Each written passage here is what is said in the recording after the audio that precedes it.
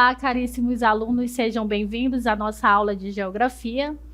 Eu sou a professora Sandréia Cascais. E nesta aula nós traremos aqui a nossa revisão e avaliação. Então acompanhem comigo, façam as suas anotações. Vamos lá! Então vamos seguindo agora, para os destaques da nossa unidade de estudo, onde a gente traz aí os aspectos pertinentes ao capitalismo, esse sistema que é um sistema político, social, cultural e principalmente econômico, baseado na propriedade privada, no acúmulo de capital, na livre concorrência, entre outras características desse sistema. O sistema capitalista ele não surgiu de uma hora para outra, Ele foi ali passando por um processo de desenvolvimento, onde mudanças aconteceram na sua forma de acumular riquezas. E essas fases do capitalismo é que nós estaremos aí trazendo como destaque. A primeira fase do sistema capitalista é que é denominada de capitalismo comercial, que é considerado a fase do pré-capitalismo. Essa fase do capitalismo comercial ela é marcada aí pela expansão marítima, com as grandes navegações iniciadas no final do século XV, Então, novas rotas comerciais aí que estavam sendo traçadas e que permitiu com que os europeus eles tivessem contato com territórios que até então eles desconheciam. E isso favoreceu o enriquecimento dos comerciantes e o acúmulo de capitais na Europa, o que serviu para financiar a chamada Revolução Industrial. Então, nós temos aí o fortalecimento do comércio a partir dessas rotas comerciais, que as metrópoles europeias elas estavam aí se fortalecendo. Então, o comércio aí é o que caracterizava essa fase do capitalismo. Em seguida, nós temos a fase do capitalismo industrial, que ela se inicia no século XVIII, e essa fase ela é marcada pela Revolução Industrial, que iniciou lá na Inglaterra, e é o aspecto que vem marcar ali o capitalismo industrial. Então, nessa fase, as máquinas, as fábricas, elas se tornaram protagonistas aí, dessa fase do capitalismo. Então, nós tínhamos aí importantes invenções que surgiram nessa fase do capitalismo industrial. Entre elas, o surgimento da máquina a vapor e o tear mecânico. Essa fase também é marcada aí pela utilização da mão de obra assalariada, onde o operário ele passa a vender a sua força de trabalho em troca de um salário, Essa fase também vamos ter o aumento do número de fábricas nas cidades, promovendo aí o crescimento urbano dessas áreas onde a indústria ela estava ali se desenvolvendo. Então, nessa fase, o lucro ele estava mais baseado na produção industrial, deixa de ser baseado no comércio e volta-se para a produção industrial. A outra fase do capitalismo é denominada de capitalismo financeiro ou monopolista, que vai do final do século XIX e se estende até o início do século XX. Então, essa fase do capitalismo financeiro ela é marcada aí por essa integração entre o capital industrial e o capital bancário.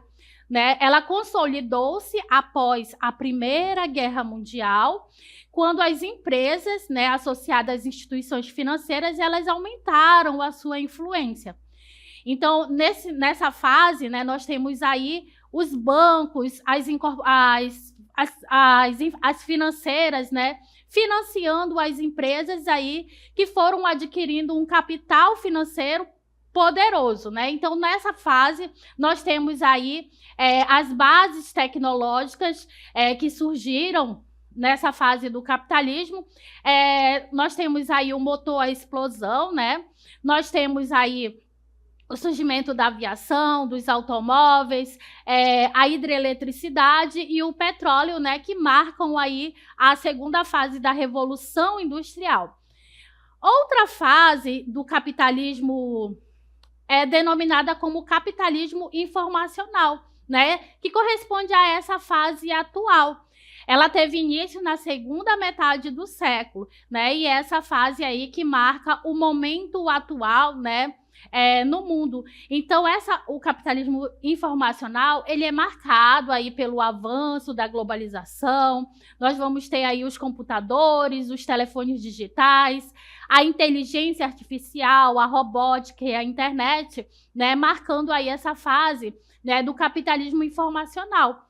Então, no campo social, aí nós temos como destaque o aumento do fluxo de informações via internet e a dependência tecnológica, né, que foram ali se intensificando com o uso das redes sociais, né, que permitem as informações chegarem até nós mais rapidamente. Então, essa fase do capitalismo informacional, que é essa fase atual, né, é quando a informação ela se torna aí uma mercadoria, né? Então, a informação ela se tornou aí uma fonte de lucro, né, muito importante aí que vem marcar o capitalismo.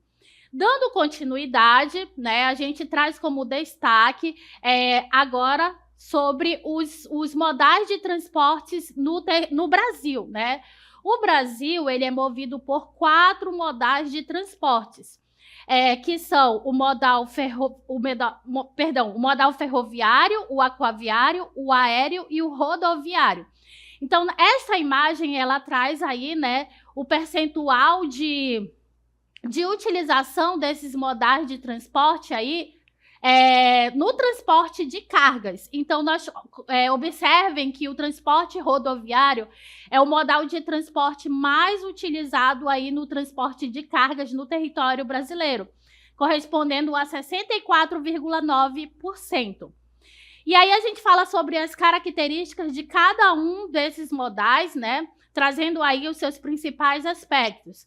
O modal rodoviário, né, ele é responsável por cerca de 64,9% de todas as cargas que são transportadas no nosso país e também por 90% do total de passageiros. Então, o modal rodoviário, ele é o mais utilizado, é o modal ali, né, que é mais utilizado tanto no transporte de passageiros quanto de cargas. Então, são cerca de 212.886 quilômetros de rodovias pavimentadas.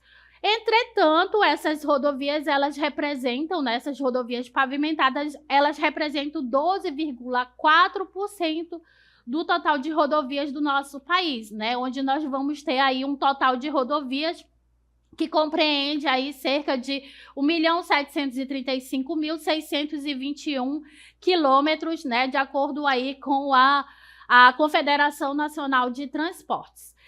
Entretanto, né, nós temos também aí uma concentração das rodovias do nosso país, né? Elas estão ali muito mais sendo desenvolvidas, né, sendo muito mais localizadas, né, nas regiões sul e sudeste do país. Então, nós temos aí essa desigualdade na distribuição de rodovias. Por exemplo, na região norte, nós temos bastante rodovias, mas comparadas à quantidade de rodovias nessas regiões, é muito menor, né? Então, as estradas nas regiões sul e sudeste, elas enfrentam frequentes congestionamentos. Então, esse congestionamento é um dos desafios enfrentados aí, né, pelo transporte rodoviário no nosso país. Entre outros, né, que estão relacionados, como nós podemos apontar aí a questão da infraestrutura das rodovias, que, no geral, elas apresentam aí muitos problemas. Um outro modal ferroviário que é muito utilizado no Brasil, né, é o modal ferroviário. Né? Nós tivemos a implantação do modal ferroviário no Brasil a partir de 1854, quando nós tivemos aí a inauguração da primeira ferrovia no Brasil, que foi a Estrada de Ferro de Mauá, né, que foi inaugurada pelo imperador Dom Pedro II, lá no Rio de Janeiro, né, com uma extensão de 14,5 quilômetros. Então, no projeto inicial dessa ferrovia, né, ela foi construída ali para ligar a Baía de Guanabara até Petrópolis do Rio de Janeiro. As ferrovias do nosso país, elas estão concentradas nas regiões centro-sul e nas regiões litorâneas, né, nas áreas litorâneas do nosso país. O Brasil ele possui 30 mil quilômetros de ferrovias para o tráfego, o que dá uma densidade ferroviária de em torno de 3,1 metros por quilômetros quadrados. Então, assim, essa densidade ferroviária ela é bem pequena em relação aos Estados Unidos, né? Que tem, lá nesse país, nós vamos ter cerca de 150 metros por quilômetros quadrados. E na Argentina, 15 metros por quilômetros quadrados aí, né? De densidade ferroviária. No Brasil, apenas 2.450 quilômetros, né, são eletrificados.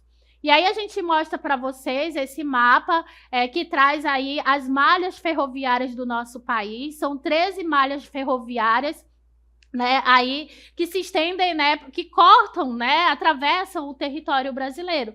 E aí vocês podem estar observando que a maior concentração de ferrovias no nosso país, né, dessas linhas férreas, elas estão aí no centro-sul do Brasil, né, abrangendo ali principalmente São Paulo, Rio de Janeiro, entre outros estados. E aí observem que na região amazônica a gente não vai ter ferrovias, né? A gente vai ter aí a contribuição da ferrovia de ferro, a estrada de ferro Carajás, né? Que vai aí cortar uma parte do território da Amazônia, e também a ferrovia Norte e Sul, né? Que também ali se destaca um trecho dela na região amazônica.